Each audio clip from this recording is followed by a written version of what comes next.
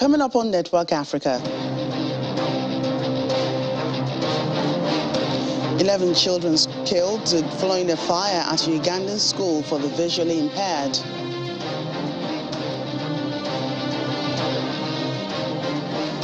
Thousands march in anti-coup protests in Sudan as country marks 1 year since military takeover.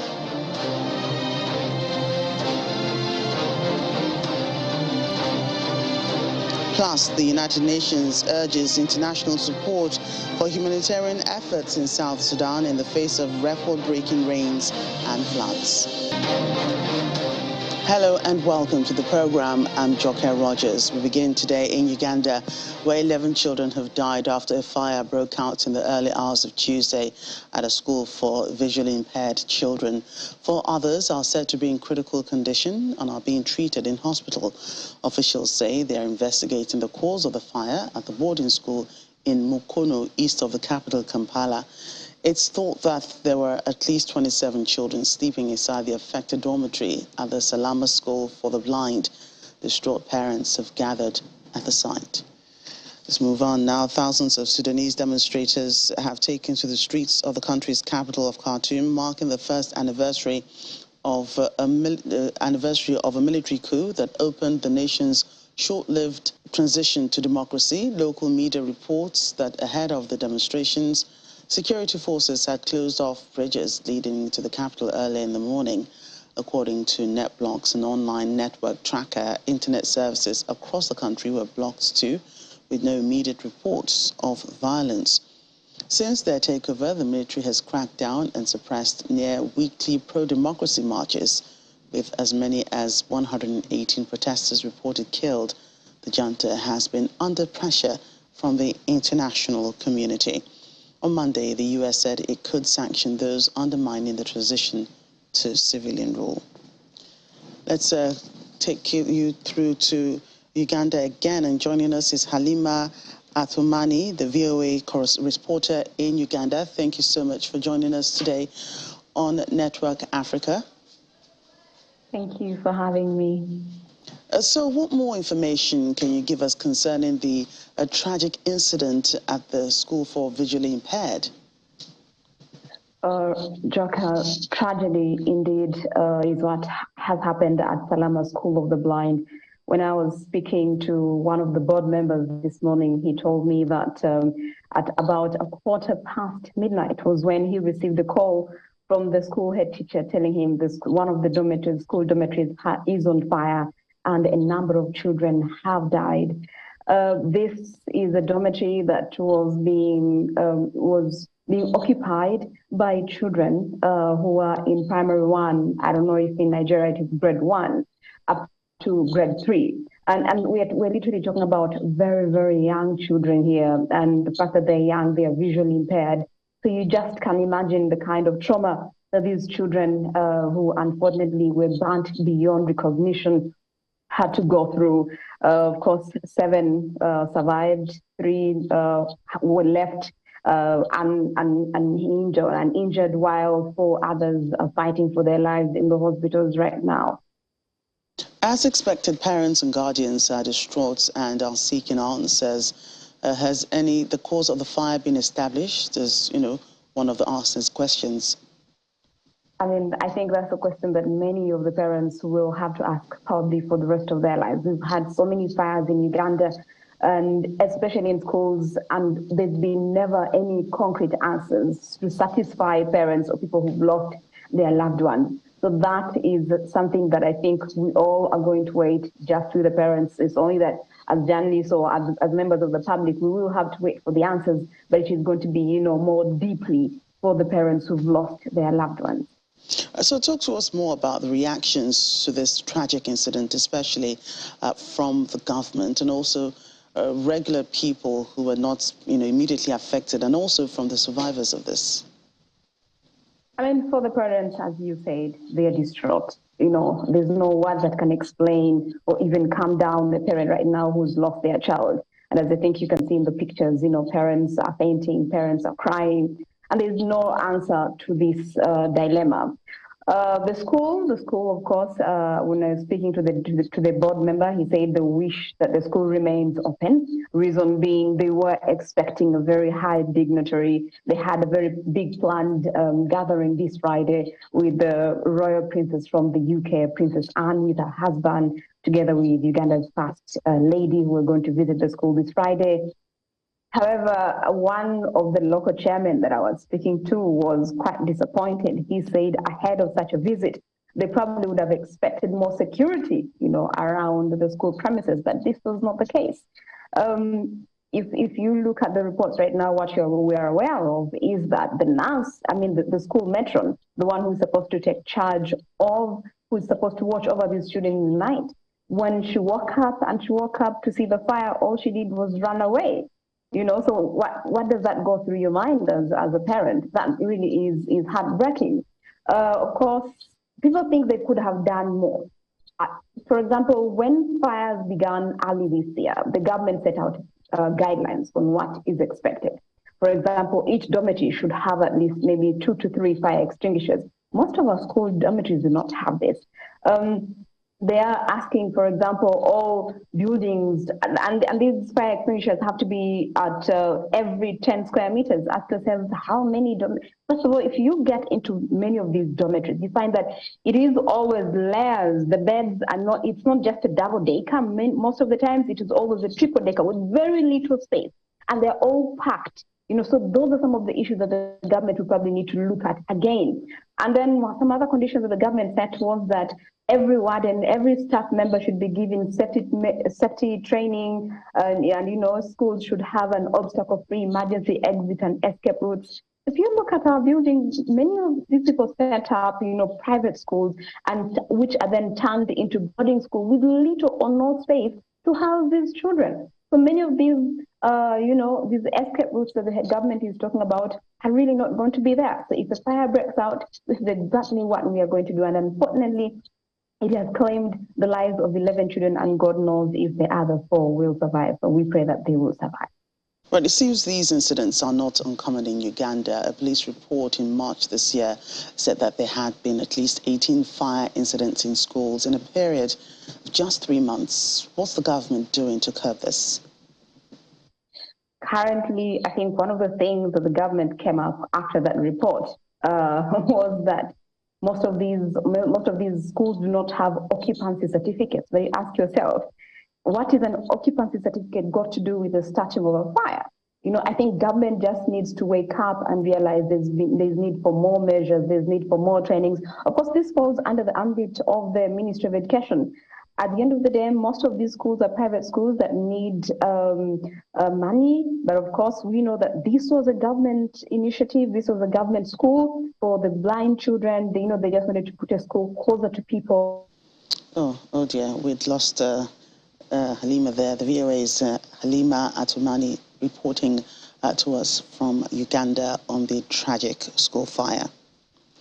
Let's move on to other stories. The UN Refugee Agency, UNHCR, is urging international support for humanitarian efforts in South Sudan in the face of record-breaking rains and floods for a 4th consecutive year.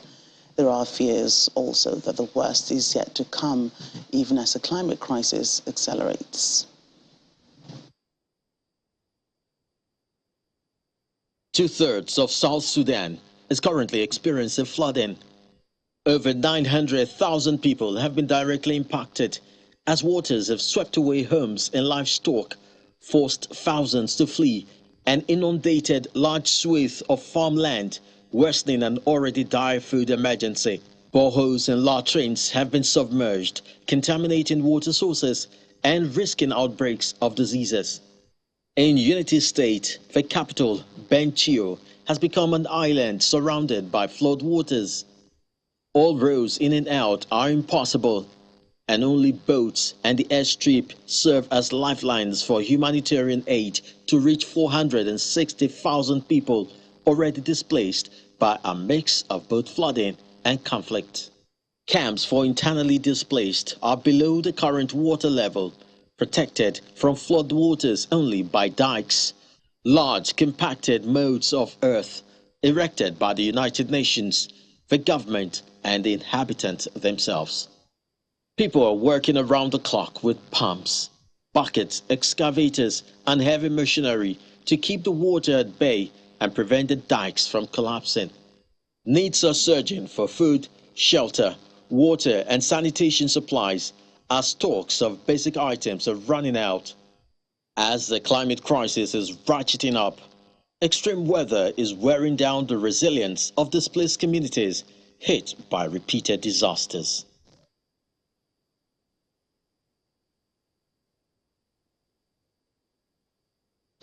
Well, there has to be a commitment to a long-term solution to the conflict in Ethiopia, and this is according to the director of the Horn of International Institute for Strategic Studies, Dr. Hassan Kananije, reacting to Monday's meeting of negotiators for Ethiopian government and regional forces from Tigray, the South African capital Pretoria.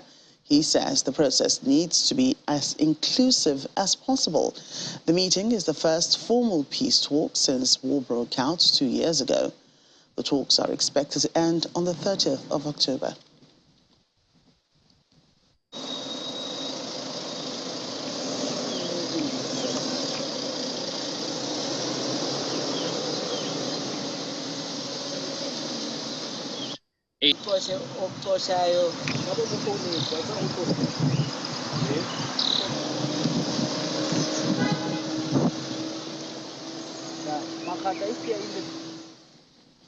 In the meantime, the U.S. says the ongoing conflict in northern Ethiopia is one of the worst humanitarian crises in the world, and all hostilities should immediately stop.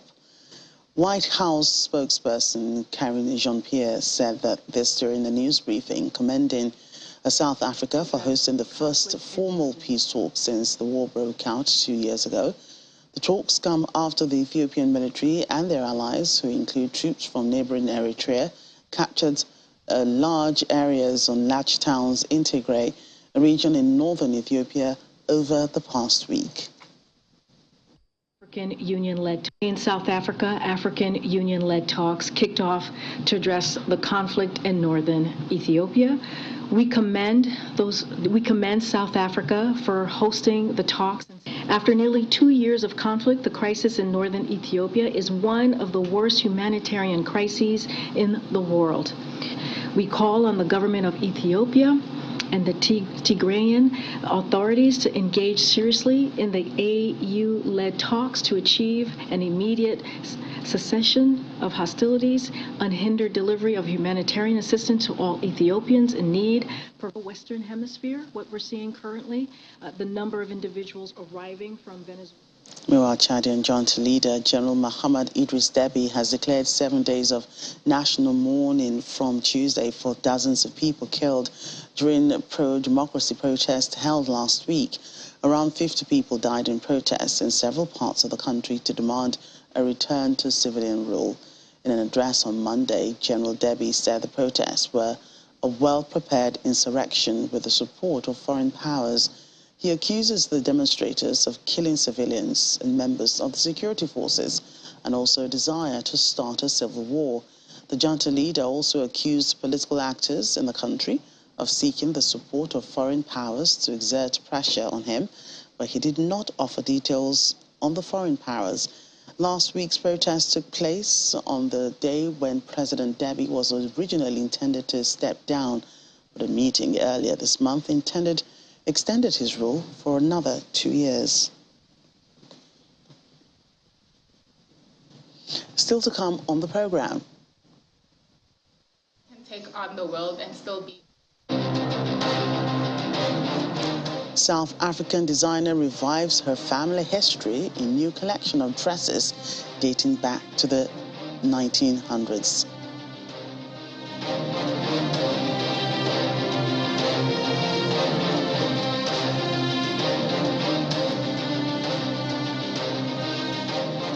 Welcome back to the program. The latest information from U.S. space agency NASA suggests the fire that broke out on the slopes of Africa's highest peak, Mount Kilimanjaro, last week is still active after dying down in recent days. NASA's Fire Information for Resource Management system, which uses satellite data to detect thermal hotspots, shows the fire has spread again after burning in just one place over the weekend. On Sunday, the Tanzanian authorities said firefighters and volunteers had managed to contain large parts of the fire. They were tackling the blaze in a ravine near a popular campsite for hikers.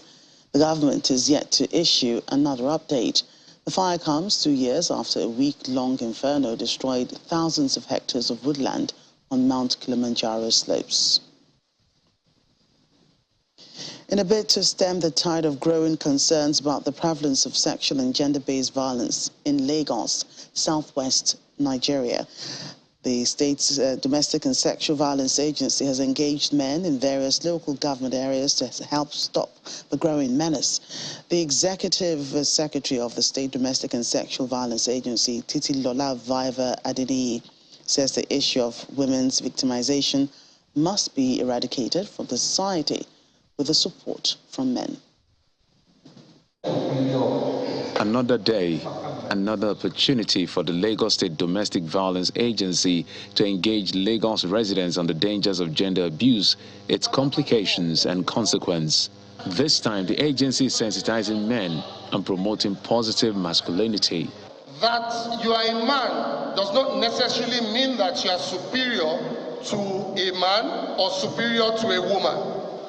Being a man, wey sabi, means that you show support, you show guidance, you show leadership, and you give every other person an opportunity to thrive as an individual. A charge goes out to the men to support women and help stop abuse being carried out by their male counterparts. We are well aware of the important role that men play and letting them know their roles in ending sexual and gender-based violence. And so this is what we've been doing this for years, as I said, but it's now culminated into this movement, which is referred to as the Men Wey Sabi movement. We'll talk to men about gender and sex roles, because there's a difference, and they talk to them about social constructs and the need for them to use their power in a way that does not negatively affect the women.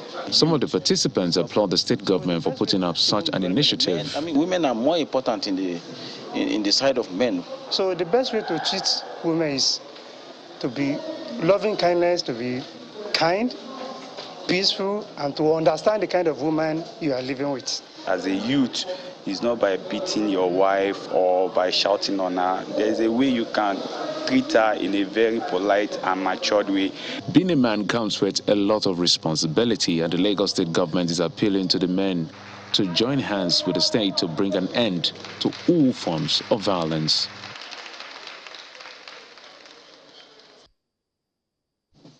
Staying in Nigeria, in the south, the Bayelsa state government has taken delivery of relief materials purchased to cushion the devastating effects of flooding in the state.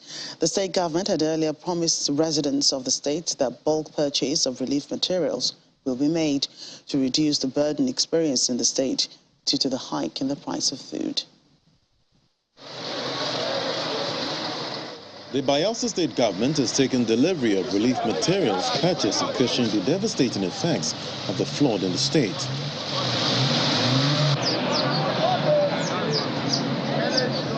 The state government had earlier promised residents that the state is making bulk purchase of relief materials to reduce the burden experienced in the state due to the hike in the price of food. One of the effects of the 2022 flood in Bayelsa state is the extensive damage along the east-west road from the Okobe and Patani axes. Hence, road transportation into Bayelsa is not secured.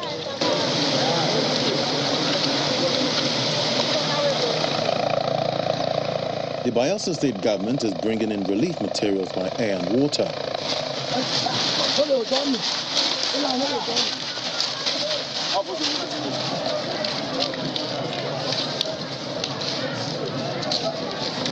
We are like a trapped state, dealing with the little we have within us. Therefore, proactive government, the prosperity government that is so passionate and proactive, gone out of the state to faraway Lagos to procure relief materials. These relief materials were lifted by our partners, critical partner also, the Nigerian Air Force, to the helipad. The government also advises NEMA and other donor agencies to airlift their donations. SEMA Bayelsa is advising them to either use the air to airlift some of their relief materials to Bayelsa because we need it urgently. This is the time we need it, and we need it most now than ever. So they should look for alternatives. It's either getting it to Warri and passing through the sea or flying it from Lagos to the airport in Bayelsa State. For now, I think that is what we are trying to liaise with NEMA to do.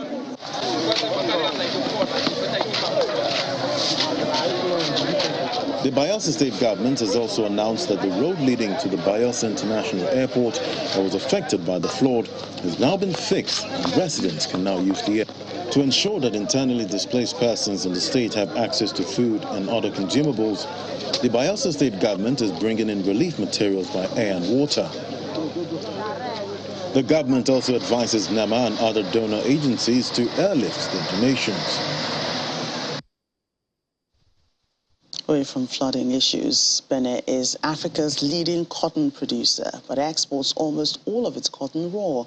Now, an initiative is underway to create jobs and revenue by processing the cotton locally in several new textile factories with the goal of exporting clothes to global consumer markets. On a large factory floor in southwestern Benin, dozens of young people are cutting, stitching and assembling cotton shirts. It's part of a major push by the West African country to develop its textile sector. Benin is Africa's leading cotton producer, but it exports almost all of that raw.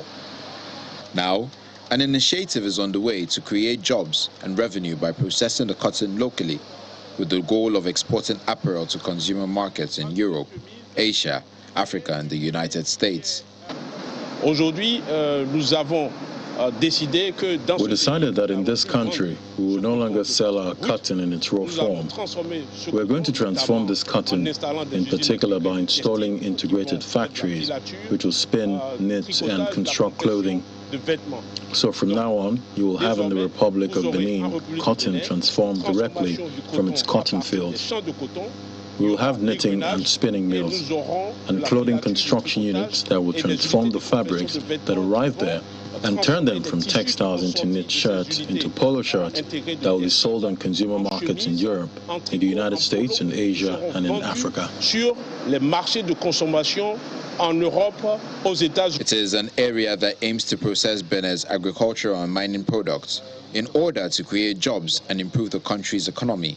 It started 2 years ago as the result of a partnership between the government and Arise Integrated Industrial Platforms, a Pan-African venture.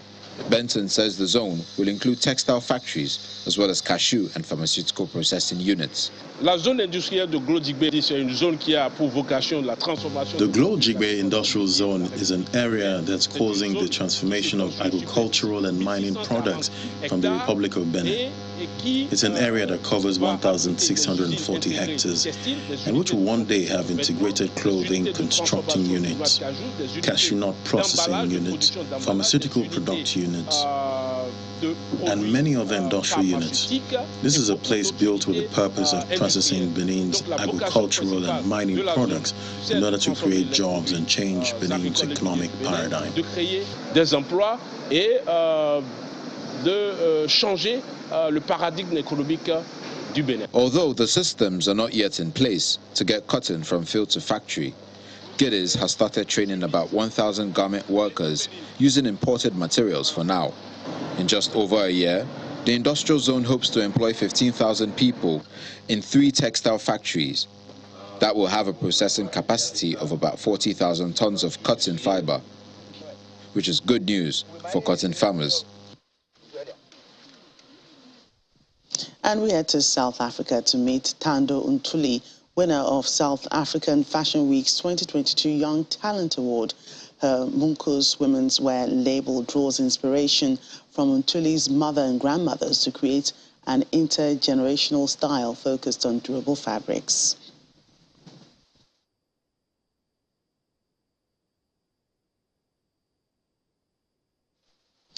That's it on Network Africa. Thank you for watching. I'm Joker Rogers.